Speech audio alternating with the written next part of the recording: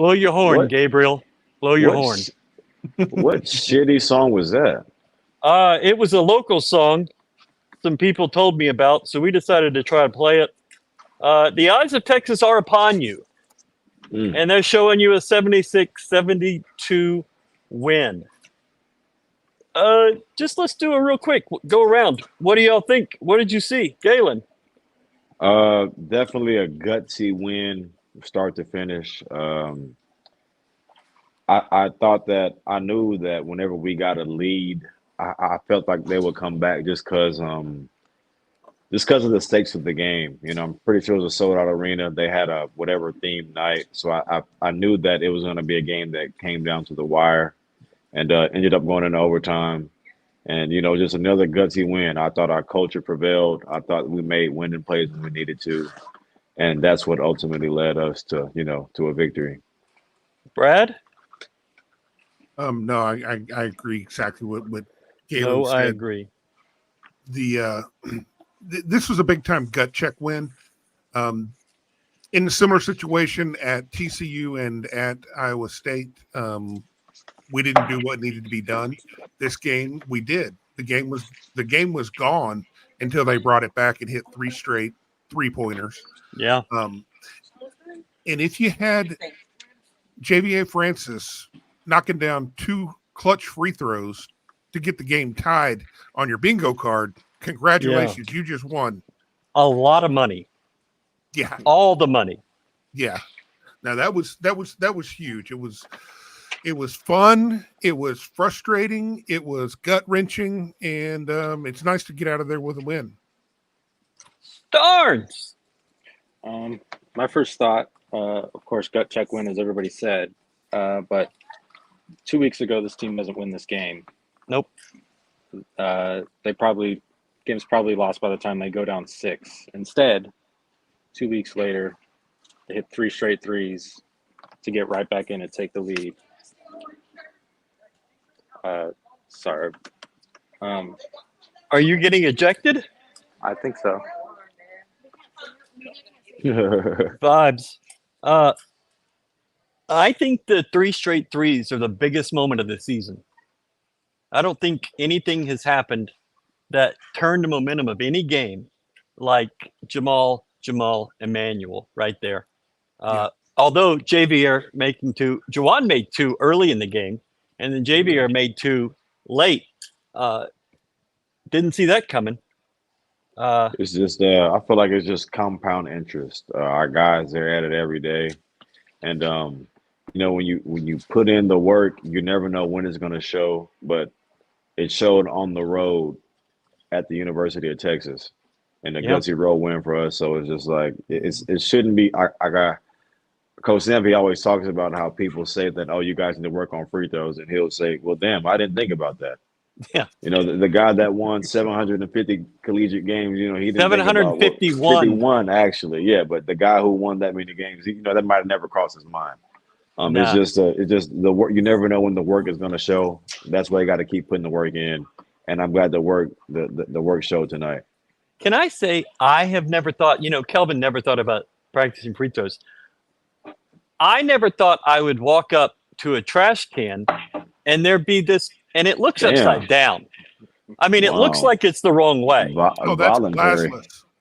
Classless. That is class. And there was that one on the.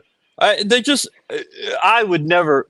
And Rodney Terry, I'm sure, is down there with tears flowing, talking about the classlessness of these UT fans. They gave out these foam finger things, and most of them are still here. People didn't take them. I would never do horns down, but I'll give them horns up. Yeah, good for the. I mean, I guess we could turn this photo around, but it's just the way I walked up. Let's take a listen to something Kelvin said in the postgame. I think this is what I want to hear, but he was at his best, frankly. He was enduring a lot of shitty questions. I mean, there's just no way to say it. The UT people were just so amazed by themselves, the Austin people. But let's listen to this and see if it's what I wanted you to hear. Done different. You read my advanced age, I can still learn from some things. But the things that has made our programs good for over the decades, I thought is what won the game tonight was offensive rebounding. We had some not very smart plays. The last play of the regulation, we got the switch we wanted, and we said we got to get the ball to the paint. Didn't, and maybe it was fatigue, maybe it was whatever. But we've been really good in our late game stuff over the years too. Tonight, I think if Maul had that back, he would have gotten the paint somehow. Once you get the ball in the paint, you get to the rim. Now you got a chance to get an offensive rebound. You got 2 chances to win. A made shot, the ball doesn't go in. Get in the paint. Their bigs have to come up, right? But that allows our rebounder to stay behind. Good ball in the rim. Maybe we can tip it in or dunk it in or something. But the last shot we wanted there was a step back 3. But yeah, we'll learn from that. Kids aren't perfect. So I didn't know that the sound was going to be so loud, but that thumping beat you heard was the visitors' locker room, which is right next door. Somebody designed this place to put the visitor locker room right next to the media room. Well, guess what happens when the visitors win? Yeah. So that was what you heard. They didn't plan for that. No. They didn't plan for the visitors to win. Yeah. They didn't. Heard a lot of hollering on the way to the media room because we were crossing paths, of course, with the Houston team. Heard Hollis Price just yell at Kelvin Sampson that it feels good, don't it? Among with other words. And there are just a lot of other words that maybe shouldn't repeat right now. But I was not with Starns. Happy. They were really happy. I got there a lot later. I was watching. There was a bunch of U of H fans sitting near us. And after the game, they were giving all the Texas fans a business. They were really loud during the game. It was impressive, the number of U of H people and how loud they were. I thought this arena was in terms of atmosphere. I think U of H, this is probably the 4th best road atmosphere they've played in the conference. I think even TCU was better, louder. But this place was not designed for the loud crowd. And they got loud for when they introduced the volleyball team, the national champions, and right before they tied it up for the first time. Maybe a little late, but that was more of a tense. But, Kelvin said that offensive rebounding won you the game. Texas had 8 offensive rebounds in 45 minutes. That's hard to do. U of H had 15, had a lot of missed shots, had a lot of opportunities, but stepped up when they needed it. You had 4 guys with 8 rebounds in this game. All starters. Emmanuel, Jamal Shed, Juwan, and Javier Francis. 47 rebounds total, which is massive. U of H was about 500 at the rim. Texas was worse. It was really shocking to see how bad the play was close in. Brad, you said early in the game that U of H looked like they were rushing the offense. And then in the second half, they totally shut it down. Yeah, and grinded it. They went the exact opposite way. Yeah. That was pretty surprising. Galen, actually, let's look at some comments. The comments are piling up.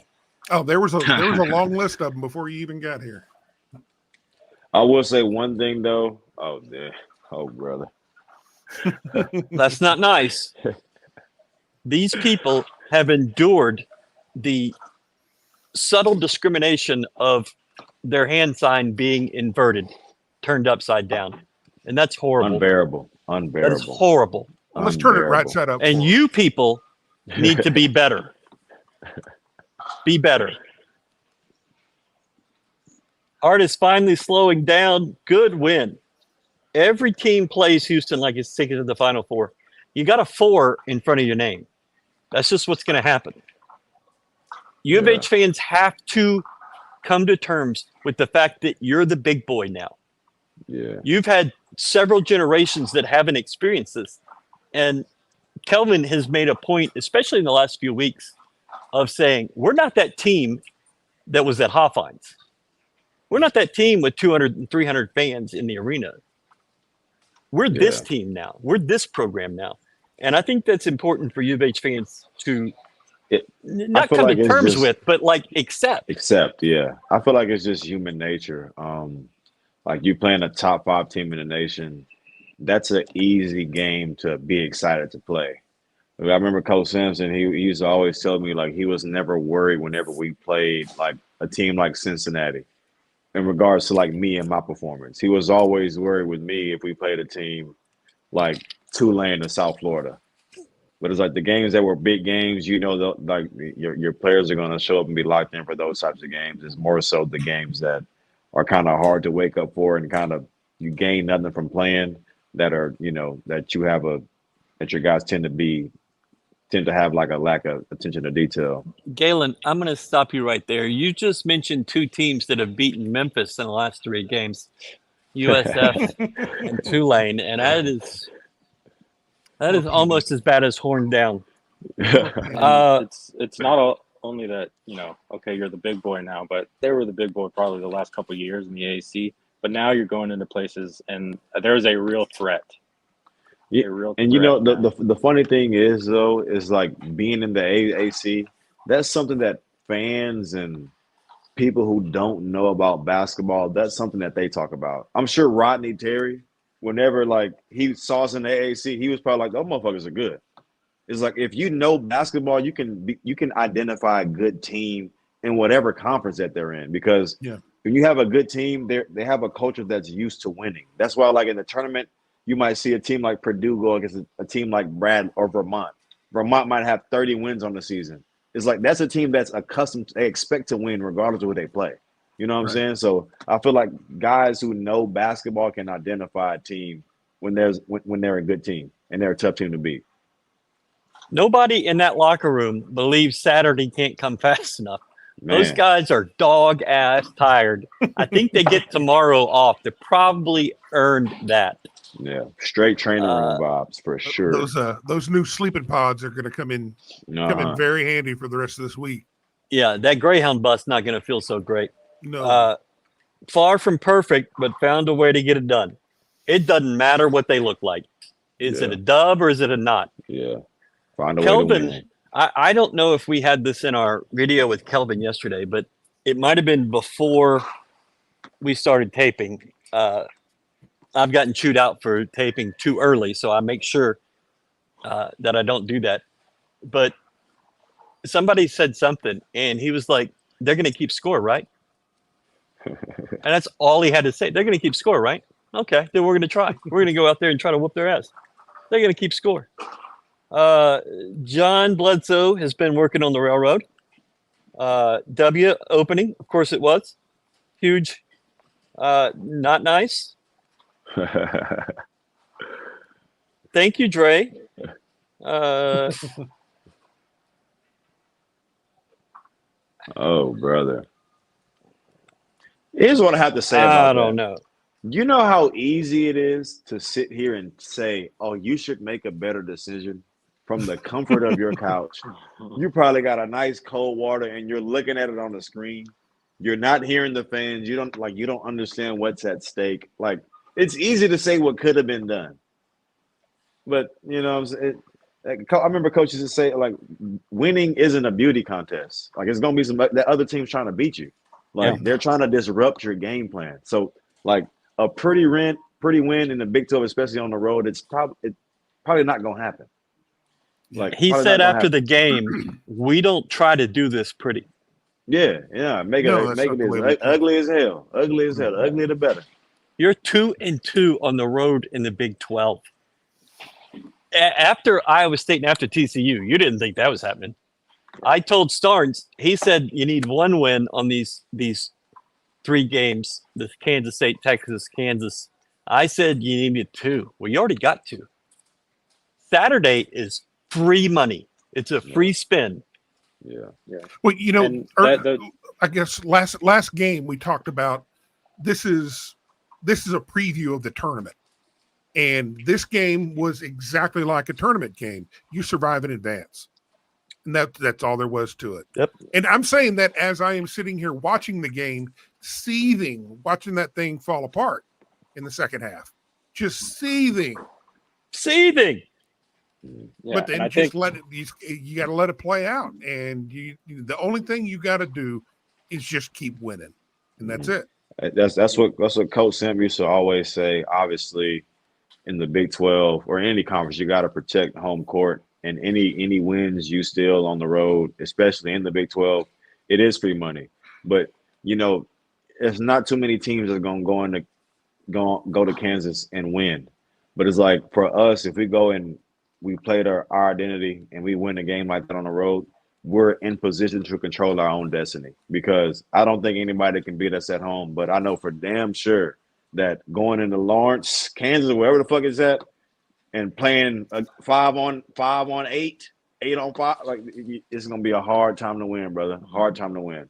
Hard time. And I think with that end game decision making, I think you got to remember that number one, this is a road game. Number two, these guys were playing less than 60 hours ago. Then they traveled less than 24 hours later.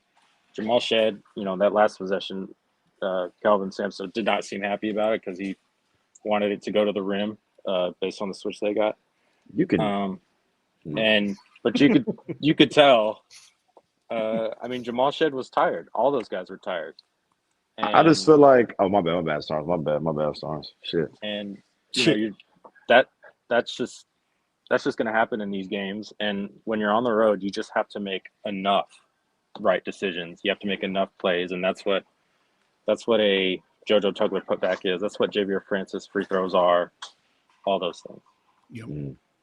I feel like with Jamal in that moment and the type of night he was having and what he's feeling in that moment or whatever, you got to live with that regardless of if it's the outcome you want or if it goes in or it's something you got to live with because you got arguably one of your best players with the ball, probably the best point guard in the country, if we're being honest, with the decision. If he felt like that was the right decision to make, I just feel like as a head coach and the night he was having, let alone that back at the crib, like that's just something you got to live with, And we got the last shot, so it's But he probably didn't draw it up to say, "Hey, shoot, look shoot a three." But he got the separation. I'm rolling with whatever he's thinking because them 2 threes that he hit, them 3 threes we hit in a row, 2 of those are from Jamal. So shit, you got to roll with that one.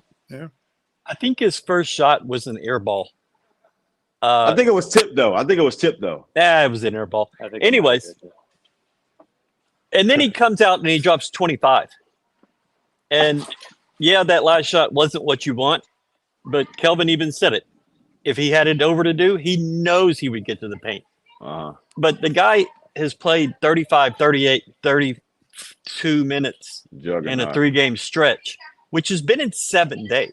You played at BYU last Tuesday.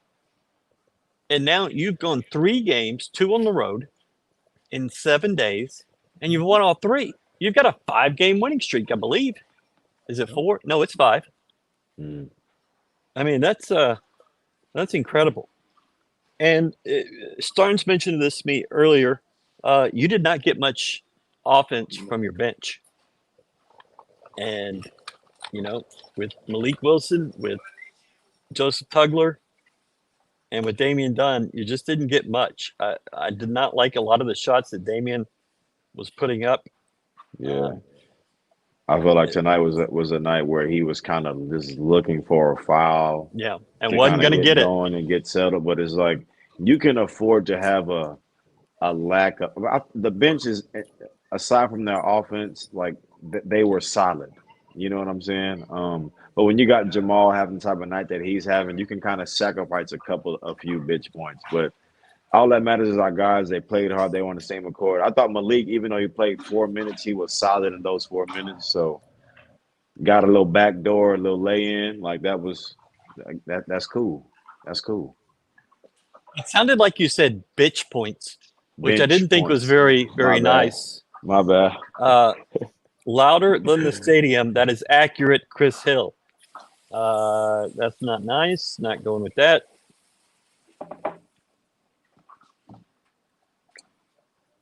Nice people. This is probably true. Bijan was here. They introduced him before the game. They introduced some current Texas players during the game, during a timeout. And everybody in the stadium was like, the guy was like, "Oh, you know who this is?"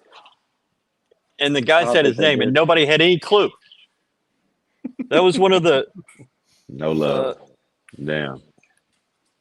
first ranked visiting team to win at Moody per ESPN graphic. That's something. Many more to come. Yeah.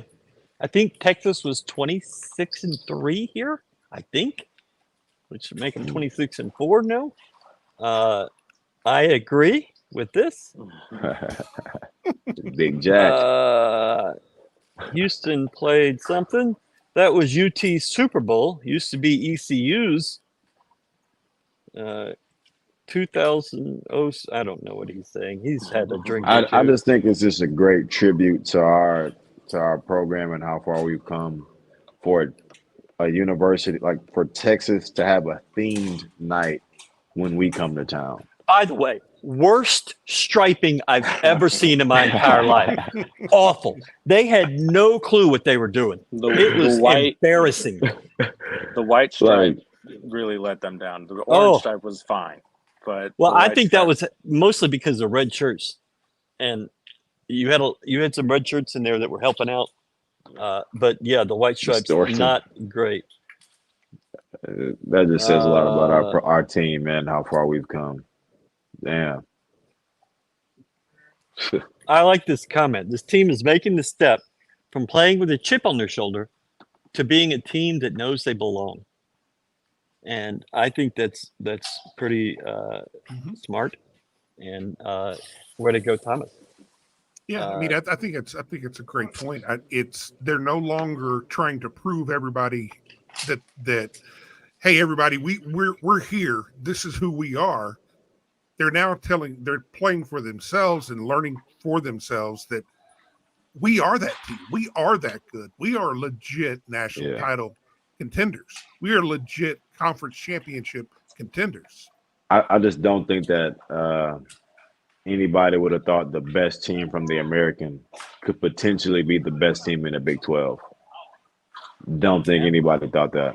Mm-hmm. But it's just like one thing I will say is like Coach Sampe always says, never lose your chip. Never lose your chip. He was like, guys, I've won this many games. Like I've had a lot of success, but it's because I've never lost a chip and I will never forget where I come from. And that's being like overlooked from the beginning. And I live with that. You know what I'm saying? So it's like he tries to pass that identity onto his team. And our guys, they've done a great job of embodying that. You can never lose your chip because at any point in time you can be beat. Yeah, it's that chip that I think, it's one thing to be a good team that maybe sneaks up on people. But to then become that team that, everyone is up for, everyone that has a target on their back, and yet is still dominant and then still, silences a raucous road crowd. That's really, I think, really hard to get to as a team and as a program. And I think the fact that Kelvin Sampson's done that it just speaks to how good of a coach he is, obviously, but being able to now do that in your first year in the Big 12 and be that team that is able to silence a BYU crowd of 19,000 strong or whatever it was, and a Moody Center, that is just really impressive. You're going to have to sell a lot more mattresses to get him to come back. That is not likely. He doesn't have any eligibility left, does he? Well, I think he has a COVID year. Oh, brother. That COVID thing is going to last for another 30 years. I think all the seniors technically have that year. Him and Jawan and Ryan Elvin. I'm not 100% about LJ. I think he has it too. Okay, that's what I wasn't. I don't think Damien has it. Yeah. What's up with Francis? He was off. I thought Francis did some things for you late that were Solid. vital. Huge. Super He solid. got a couple of big rebounds. Yeah. And here's the thing of where his game has progressed. He had 8 rebounds, and I don't think it's unreasonable to say he had an off game, but he still had 8 boards on the road. Right. He didn't have a bad game. And he had a But couple of like good rebounds in traffic. Yes. That and were like is huge. that if he didn't get them, it would have been huge momentum swingers. So it's just Wow. like It would have been lay-ins. yeah. So it's just like to sum up whether a guy played well or didn't play well to points, that's especially when that's not his role, you know, for this team. We just need you to clean up the glass, and whatever offense we get from you is icing on the cake. Yeah, Well, I think Go ahead. I think the thing that he was struggling with was, you know, they were trying to feed him sort of like in those little like on rim runs and like little pocket passes on the rolls. Yeah. But I feel like it was those the guards turning that over though. Yeah, Like it was, and you those know are what I'm saying? hard passes to make, and those are hard Yeah. for big guys to catch. And he was struggling with that. I mean, I think Jawan had a couple of those too. But I think that was really his only hiccup, and he made the plays. Yeah. But a lot of the reason why that they were ineffective at the rim wasn't because we were blocking shots. It was because we were altering shots. Exactly. Altering.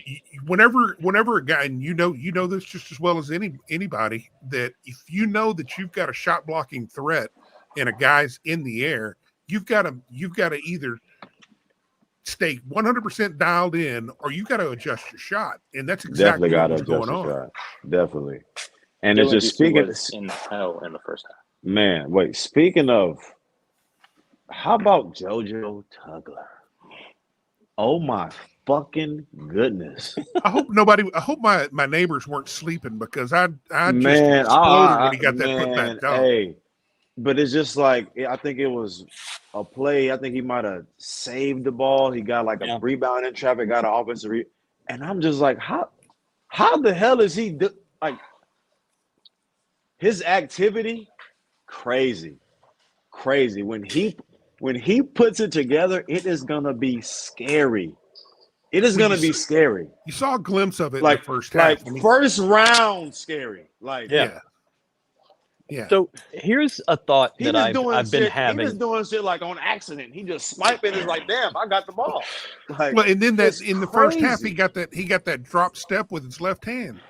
Yeah. I'm just like, bro, there's no reason you should be able to get this rebound and you end up with it. It's like, how? Like, shit is amazing. I think the thing that benefited him the most, and that fans have bitched about the entire year, is the out-of-conference schedule. It gave him a lot of opportunities to get in games that were blowouts, but get him experience, get him film, so that they can keep pounding. And he's a guy that wants to learn and wants to get better.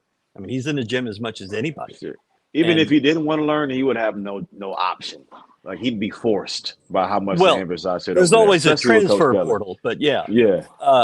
But I think he benefited from that out of conference, and he had a rebound late in the game that I thought there's no way he gets that board if he didn't have that out of conference schedule to improve and to get better with.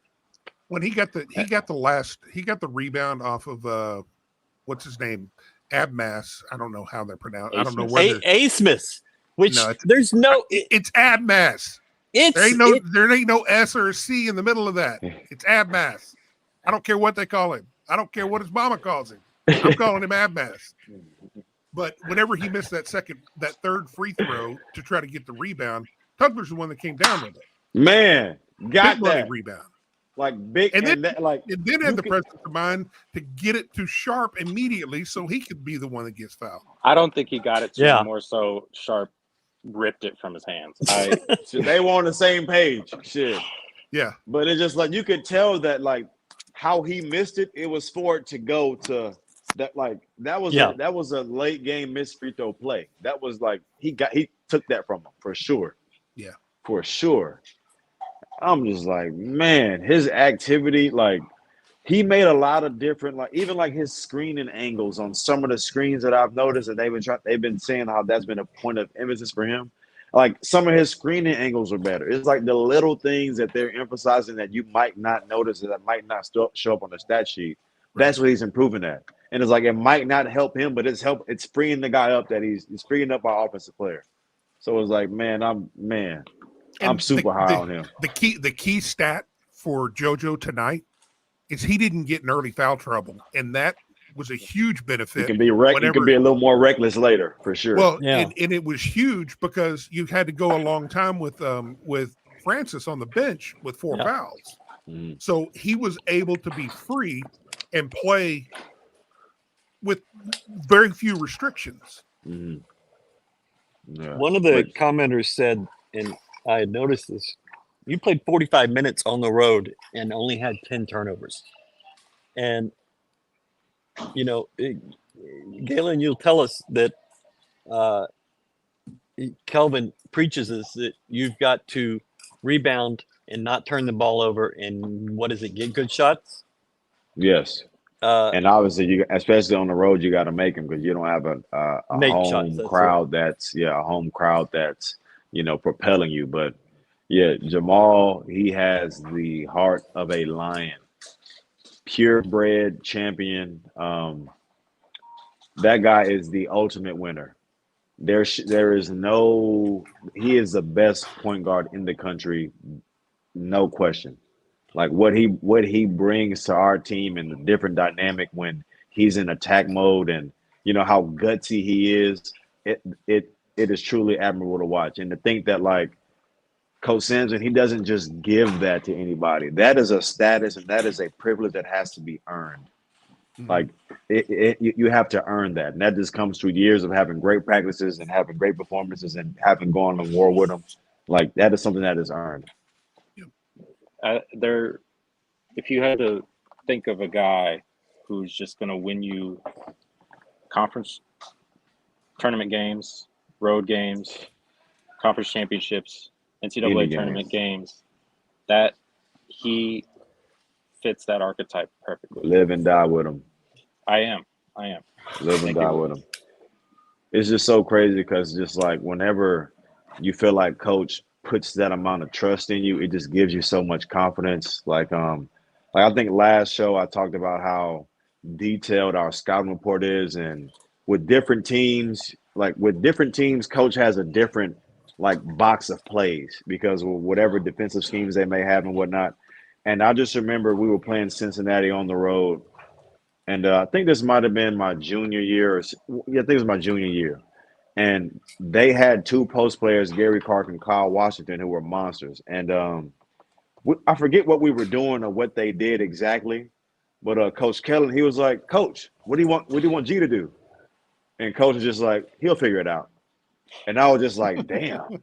Like I've earned that much trust to where like he like during live game action, he trusts that I'll be able to make the right decision in the heat of that moment.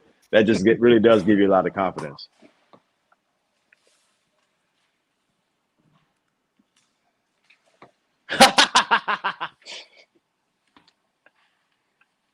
I didn't think it was too bad today.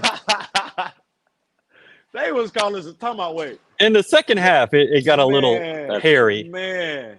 I'll say this. In the first half, they called a good game because they let everybody play.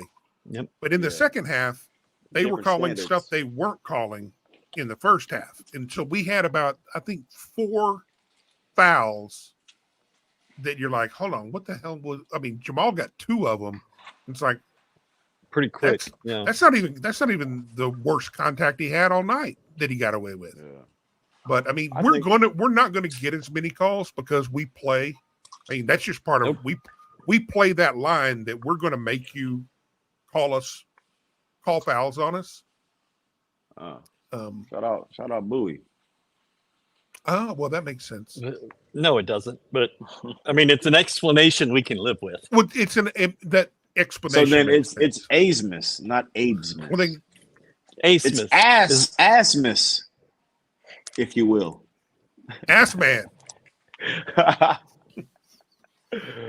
And talking about Uh, that and one he got where he came off this like the second half into the second half and he like jumped backwards. That was like an unnatural basketball move. It's like, how can you reward that? But yeah. that's why I don't get JoJo paid. stepped up big in the last 4 minutes, and he had glue on his hand. His freshman is going to happen.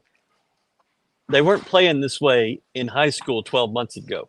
They weren't playing in. I mean, this place is beautiful right behind me. It almost kind of feels like a green screen behind me, but it's for reals. You It's a got nice, 7.5 feet worth of arms. It's like shit. That's looks like a nice concert venue. Tool will be here Wednesday night, I think. So Oh, nice. we'll test that out. I don't know who or what that is. I'm not. Yeah, we're not gonna. Yeah, it's not your type of band. Houston versus everybody. I want to know who was everybody's non-Jamal Shed MVP, because mine is Emmanuel Sharp. Mine would be Jamal Shed. I said non-Jamal Shed. I know. He still gets it. I think Emmanuel. early, Galen had it. He told me. Here comes Emmanuel. He didn't hit a lot of shots tonight, but he hit some clutch ones. some timely ones. And Timely 3 threes. Man. you know, I thought LJ, especially in the first half, I thought he helped us get a lead because like I feel like he got his swag from defense. Like I felt like he was guarding, he was hounding the ball, he was really a pest. And I felt like that's what allowed him to have that kind of offensive swagger, and our team kind of picked up on that. We were able to get stops, and us getting stops helped their like offense, helped their defense like discombobulate. We were getting easy passes. We were able to get some backdoors and easy lays. But I knew that they were going to come back at some point, just because I just felt like the refs weren't going to let them just stay completely out of it. But yeah, I thought that's those cushions and those runs are what helped us at the end. I also thought in overtime, it seemed like they were really trying to deny Jamal Shed the ball. Boxing one, yeah, like And so crazy. it was put on LJ, and they weren't amazing possessions, but I think it was 3 straight where they scored. It just worked out. Free throws. JoJo had the put back, and then LJ dumped it into Juwan for what was the go ahead, essentially the game winner. Yeah. Right there. So I thought he did fine. the most impressive thing to me about LJ, I think the season started November 6th. And where he went from November 6th to December 1st to January 1st to now start of February on defense. He was basically a non-factor at the start of the year on defense. And now he is every bit part of that chain that is playing defense. Kelvin still won't call him his best, which I think is appropriate. You just don't do that in January. Yeah. But he's made leaps. He's and starting bounds. to. I remember like early on this year, I was like practicing with the team, and like they were just going like over, dropping that. I was practicing with the team. But yeah, it's just like Coach Q had me like giving him a live look, and we were going to do coverage calls, and LJ was up, and I was just like, damn, like he's like it's just not clicking with him. Like I remember thinking like, this motherfucker was first team all Big 12. I'm like, damn, he probably didn't guard a soul at Baylor. I remember thinking that in my head, like, damn, this, you know what I'm saying? This is gonna be a little tougher here. But it's just like for him to go from me thinking that about him to like now seeing his activity and his growth and his attention to detail, I feel like that not only like emphasizes the difference between our program and Baylor's program, but it just emphasizes how much we value the defensive side of the ball. You have to be able to guard if you're going to play here. You have to. It is paramount. Otherwise, you would not see the court. And that was kind of a leap of faith that the staff took in bringing LJ in. I mean, shit, if you averaging 15, 16 in the Big 12, I'm saying, but that ain't a leap. That's more so like a little step of faith. It ain't really a big jump. When I think not just on the ball defense, I think he's doing a lot better job off the ball. He's not just watching. He's moving with his guy. He's anticipating passing lanes, and even if he's not getting steals, filling those lanes, he's there enough to make them go somewhere else with the ball. Yeah. And it's like our coaches, they emphasize like the defensive end of the ball so much, and our rotations, like they rep it out so much in practice that I remember it got to a point for me where it was just like my feet were just taking me where I needed to be. Like I didn't have to think about it because we repped it out so much. And it's like once you get to that point, then you're able to. Coach is gonna trust you to gamble a little bit. He's gonna trust you to make this play or make that play. It's just like it's all the like. It's once you get the hang of it, it's a cheat code. Yeah, a lot of people saying Juwan was their MVP. Which is fine. I think Juwan made one of the best plays of the night. Is his first soccer fall when he fell down and was flopping around. He got his team a timeout. He got him a little time to break, and he laid there for a while. He did get he got hit. Yeah, he got hit. He got hit. But I mean, smoked in the right end of the that mouth. shit looks soft and slow. One of his teeth is probably loose, for sure. I'm telling you, that should be looking. It be looking soft in replay, but that elbow in real time, for sure. And you could tell One got some big ass lips. I know. It went straight through his lips. You could tell his knee was bothering him too. I saw him walk out of the locker room briefly, and he was limping pretty bad. Again, that's something he gets 5 days now to fix that up, but he was getting banged up out there. Yeah, I think his other ankle, probably landed on it wrong too. I think like the second time in the last week. So yeah, the ankle. We talked about that. So in Kansas City for the Sweet 16, after the game, U of H loses to Miami, and I am standing at Reggie Chaney's locker, and we're talking. It's just me and him. And he had the end locker, so there was like an end piece. And I go to lean on it, and I missed. And I slipped, and I hit my tooth. And I popped 2 teeth loose. And what you just said, it made me think, like, oh, shit. Like, that was with Reggie. And it was my last interaction with him. And I don't know. It just got me there for a minute. Yeah. It's amazing he does the same left-handed hook. His go-to, yet rarely gets blocked. Yeah, Patrick Ewing. I just think that they're giving him right, and he just for some reason he has a good right hand game. It's like, brother, just do it, just one time. It's like they are like literally trying to force you right, and he's willing himself left. It's like this boom spin, you right there. Should you 6'8" with a fucking 7'3" wingspan? You're right there. Fuck. And then if as soon as he does that, then he's got his left back. As soon as he shows him he can go right, literally, then you get the left back, and then you're able, and not even that, then you're able to sit down deeper in the post. Because they're going to have to play right on your back. Instead, they can guard high side and try to force you to your right. I was texting Coach Kellen after I forget what they played last. I was like, Coach, I'm sure y'all work on. He was like, gee, I tell him every day. I don't know what more else I can do, and I'm just like, brother, I believe you. But it's like, shit, let me tell him. Fuck, it might hit different if I tell him. Shit. Unbelievable. We have way too many people being nice to Juwan Roberts in the comments. He needs to toughen up, is all I can say. Fuck one. Yeah. My dog, though. I love that guy. I've never had an athlete I've connected with better than him. Now you, Galen, of course, but you're a former athlete. You don't even play anymore.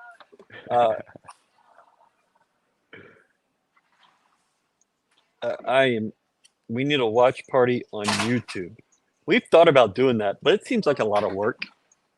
And we don't like work. We don't. I haven't. Well, I've seen every home game since December 1st. It'll get or 10, every man. game. Sorry. Glad for the W. Long week before Kansas. Flight booked, and it's midnight right now. At 10 o'clock this morning, the football releases, or the Big 12 releases the football schedule, and so we're going to be booking our flights for football in 10 hours. So I think U of H goes to Kansas, so we're booking that too. That's not nice. Rock chalk. Not nice. Fuck y'all. That's fine. Yeah. I think this is going pretty well. Let's see what Shed took 15 of your 32 shots in the second half. It was surprising to see that. I mean, I felt like he had shot it a good bit, but it was like, that's a lot. Yeah. LJ did not take many in that second half. And when UT went on their run, and you knew they were going to make a run. Everybody makes a run at home. Yeah. They were 12 of 15 from the floor to start the second half. And that just feels like it's not even U of H. But yeah. Something clicked. When they came out of that timeout and hit the 3 straight threes, they got a little bit more energy. They looked I don't know what it was, but something clicked in that huddle.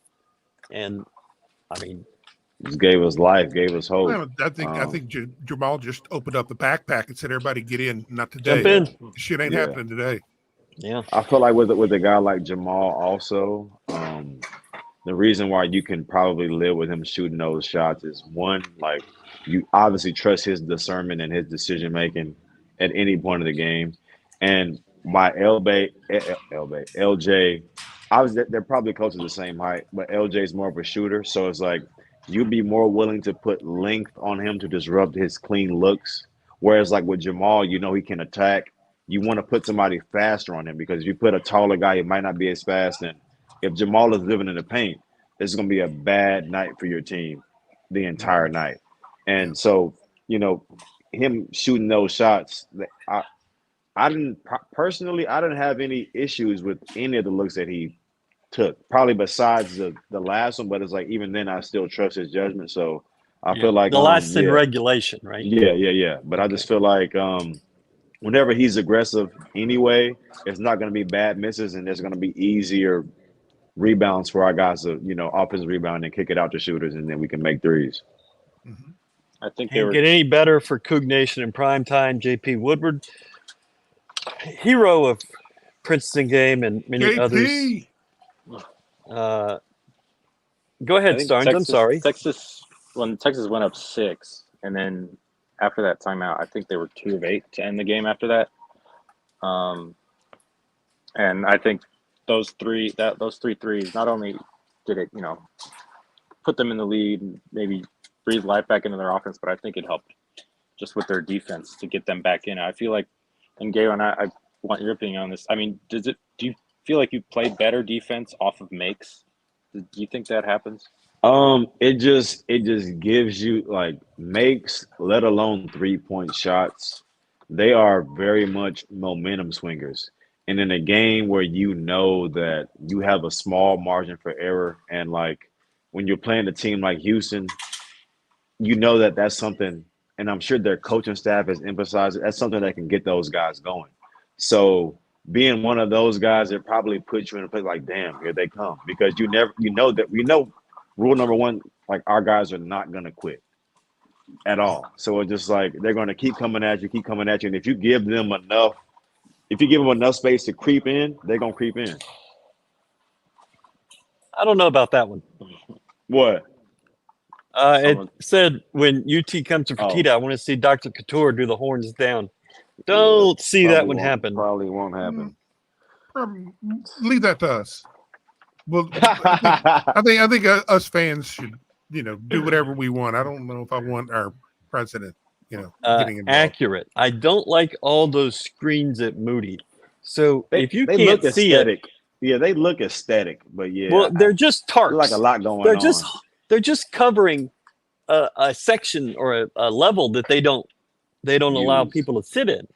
I mean, it felt like a big sports bar, to be honest. There was too much going on. If you look, there's like 18 That's screens around the arena. It looks like a sports book. Yeah. I have this ADHD thing going, and it's just too much happening for me. They're playing the Duke game before the game on that too, and then it was the Duke game, and then like team comparison stats, and then I think like ads or something on the right side. It was ads. all over. LOL. I don't know who it's for, but I agree. I'm glad we got three threes out of E-Man though, man. Yeah.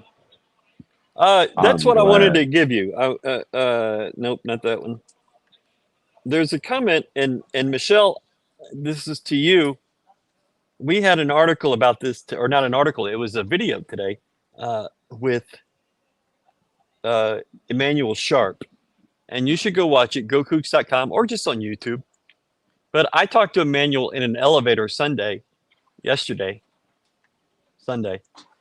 and he said that it was a mental thing, that he was maybe pressing a little too much, and he just it's just a mental thing. It's not technique. It's not anything else.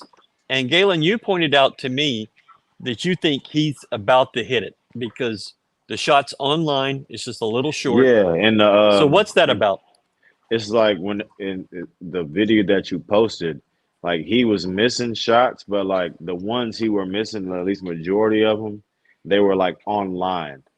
And it's just like, obviously you're shooting pre-game, but whenever there's game time adrenaline, you're going to shoot that same shot, but it's going to be a little stronger just because like the adrenaline's pumping and you know, you're kind of going.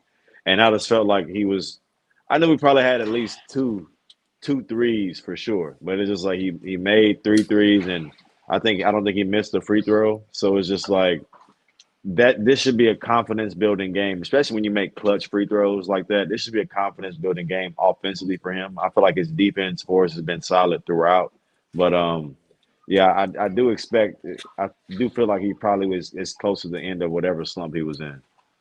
Yeah, I mean, he has locked down on defense and rebounding. He's been a different kind of player. And you can accept a guy who you know has that shot.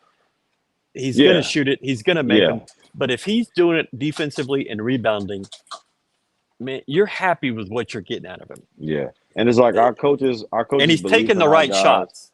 Yeah, our coaches believe in our guys. I think the first play of the game, Juan turned it over, like just threw it away, and then the next play they went back to him. It's just like stuff like that. It might not seem like much, but that is what lets you know that a coaching staff, they truly believe in you and what you can do and how you can help our team, especially on a road game in the Big 12 at the University of Texas. Yeah. What did you think about the Cougar faithful? My expectations were really low. All you heard was "ooh," like it sounded like Yeah, my expectations were low because it's a late game on a Monday night. And, you know, people have jobs and it's January. You don't want to use your vacation. A lot of sick days. Well, but you've still got – got the conference tournament. You've got 3 weekends in the NCAA tournament. And then you have baseball. But it's different when it's Texas, though. It's different. It's a little different. It is different. And this was your only chance here in 25 years. So you got to start a basketball again next year, too. Yeah, there is that. But we're going to Mexico. So those 4 ice cold fritos. The last 2 he made, I had never been more nervous for him. But I mean, there was nothing to it. He had it. He had it.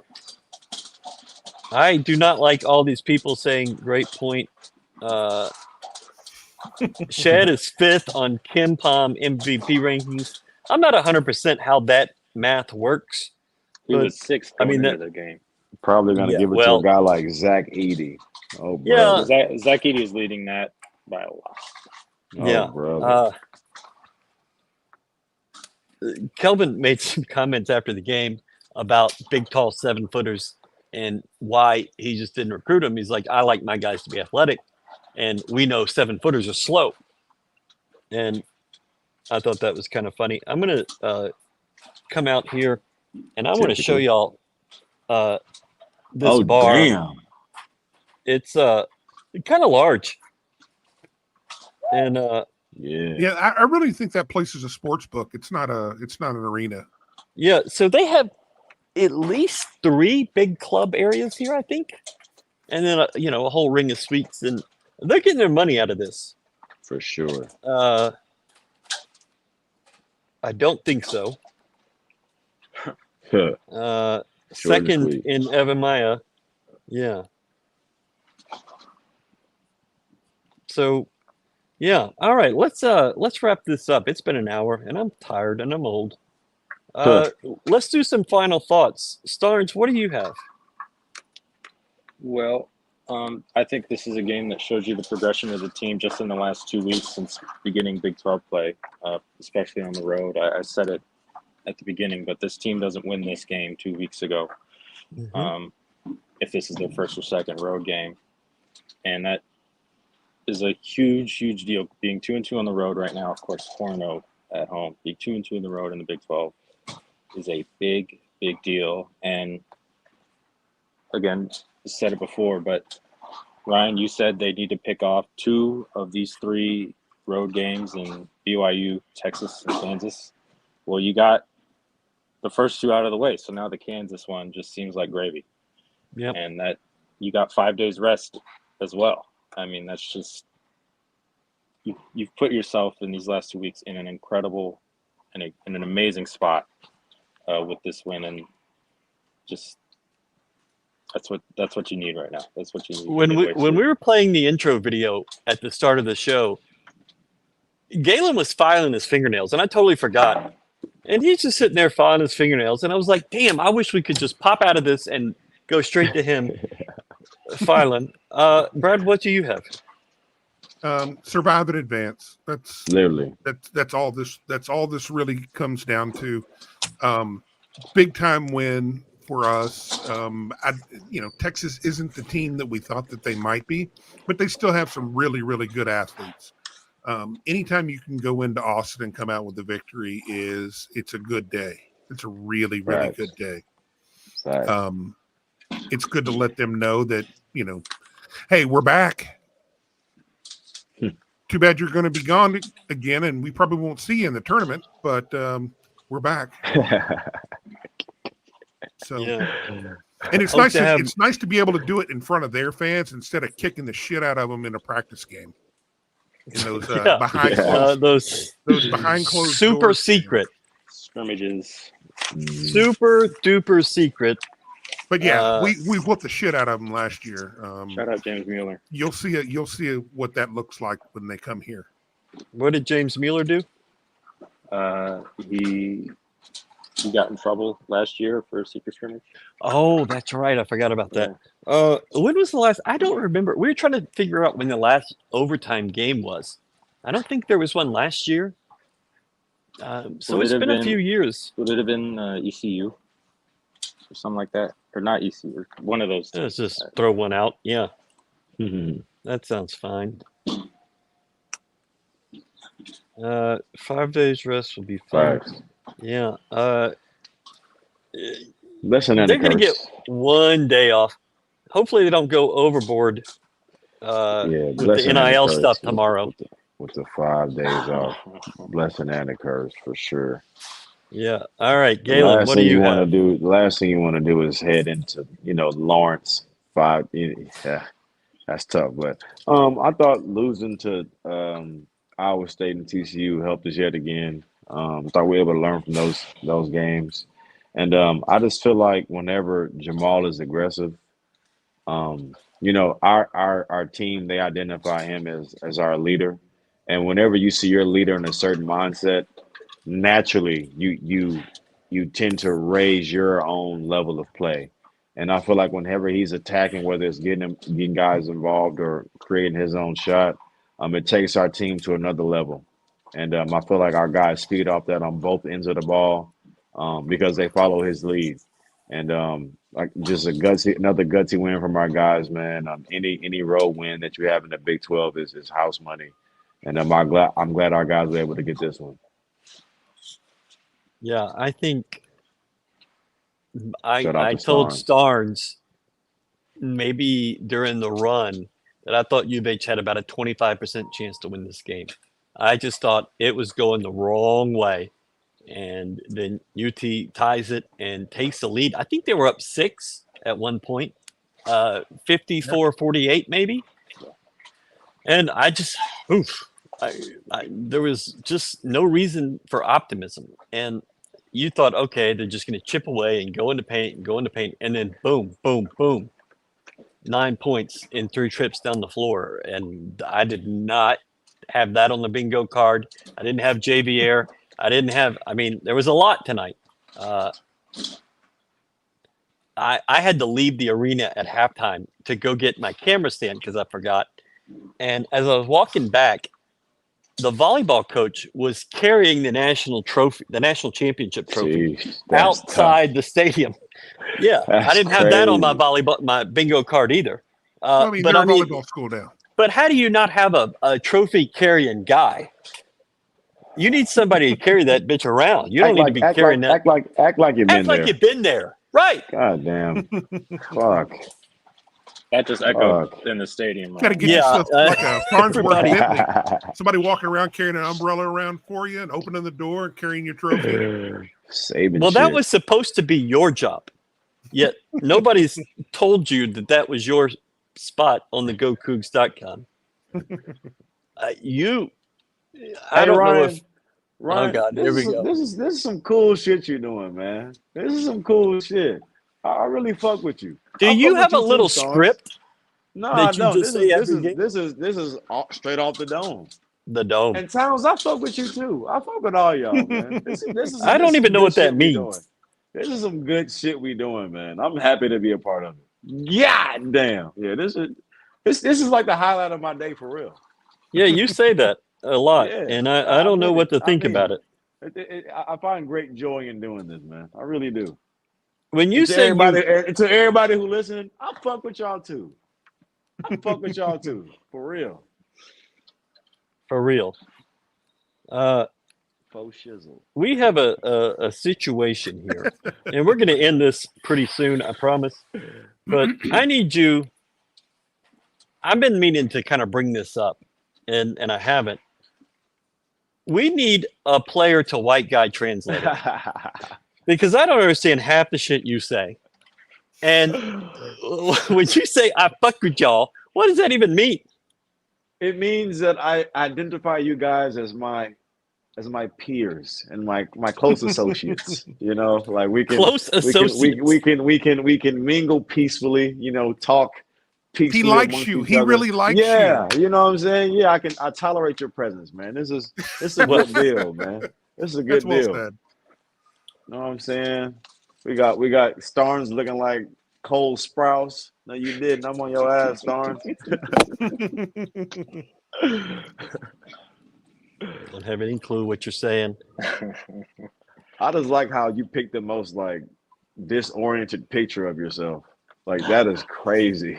I was filming something at Fertitta. That Home Alone ass picture. All right, that's not nice. You need the one with your Frenchie's hat. Your Skinny Pete hat. Shout out Gwen, man. Where's she at? I was filming something at Fertitta pregame 4 or 5 games back, maybe West Virginia. And I'm filming and I'm talking and I'm right under the basket. And somebody obviously sees me and they just blare that fucking horn. And like I'm talking and they just held it for as long as they possibly could.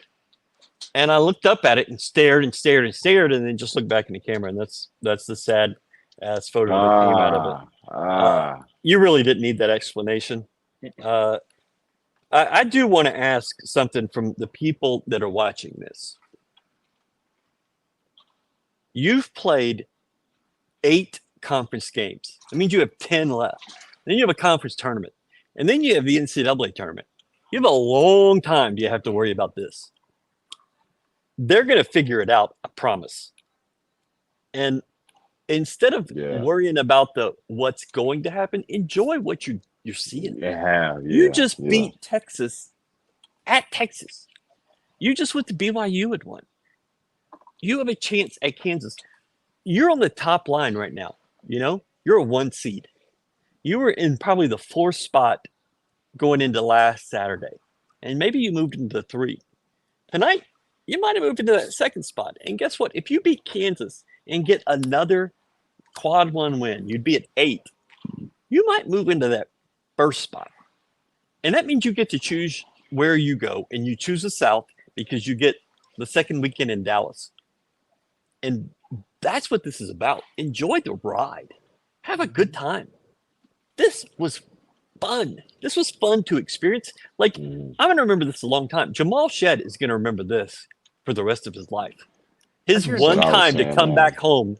Just imagine that, man. Just imagine how, like, being a kid, how he probably grew up. He probably wanted to go to Texas and to be able, as your senior year, to be able to, come out and drop 25 on him at the crib and for the top 5 team in the country. Like, you can't beat that with a bat. Mm-hmm. Jamal was asked about if he wanted to come here. And he said, I didn't know if I was going to be a D1 player. And the only team that really showed me the love was Houston. And he said, Houston's home. And, sometimes guys ramble with answers, but you can tell that he's been doing this long enough that he knows how to get that soundbite. And he nailed it. You kind of felt what he said. Yeah, for sure. Yeah. Houston's home. And, this is going to resonate with him forever, with his family and his friends and everybody else. And, he was the big stage, and good for him. I mean, he has done everything possible for this program, and he's going to enjoy this for a few days, and he should, and you should too. Just when he comes back here in 10 years and is co-starring with Galen, you're going to show highlights of that. When we're gone, and it's just Galen and Jamal, the point guard show, maybe we'll get Reed and just Lanny Smith. Just get all the guys. Dejan. Why not? That's going to be crazy. But winning at Kansas, though, like, I'm going to do the show with my shirt off if that happens. How's that? Man, listen. Okay, never mind. We don't need to see that. But it's like, that is a type of shit that you dream of. And it's just like I remember, like, I think I might have told this story before. I'm going to tell it again, though. But I remember one night, me and Armani, we were leaving Torchy's, and I was putting gas in my car. And I think that was probably the first time. It was my senior. I think it was the first time we were, like, top 25. And then Monty was like, bro, like, we rank like Duke in Kentucky. And I was like, shit, yeah, like that is a blue blood. Like, guys, like, some people, like, people don't even dream to go to Kansas because, like, they only dream of going to Kansas because in reality, you're probably not good enough to go. And it's like, to be able to go and play that game and be able to have a possibility, a realistic chance to win that game on the road with a bunch of guys that Kansas probably wouldn't even look at. Crazy, man. Crazy.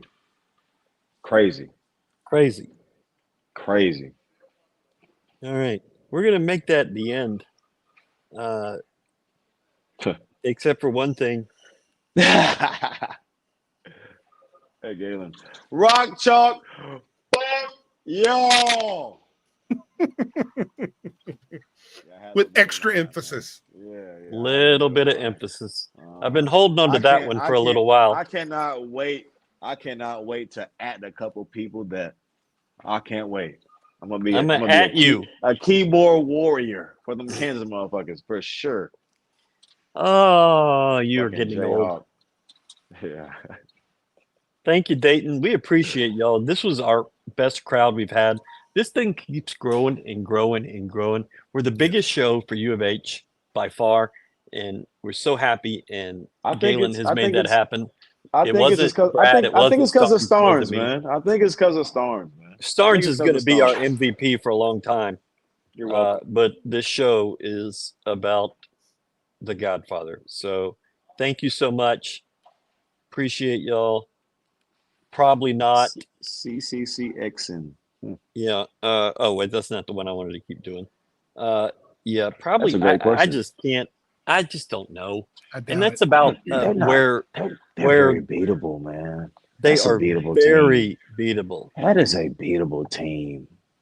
They only go about Oh. 6 deep, so they're It- gonna be in Hold pain. on. Pause that, Towns. Pause that, brother. Pause that. Uh huh. You gonna But try to they beat us don't with have 6? they don't have a lot of bench depth. Yeah, but that's still a good group of guys though, man. They did a good job of buying their team. I don't know what the hell is happening. All right. Thank y'all so much. We're gonna really super duper end this now. Facts. Bye. Thanks, guys. Good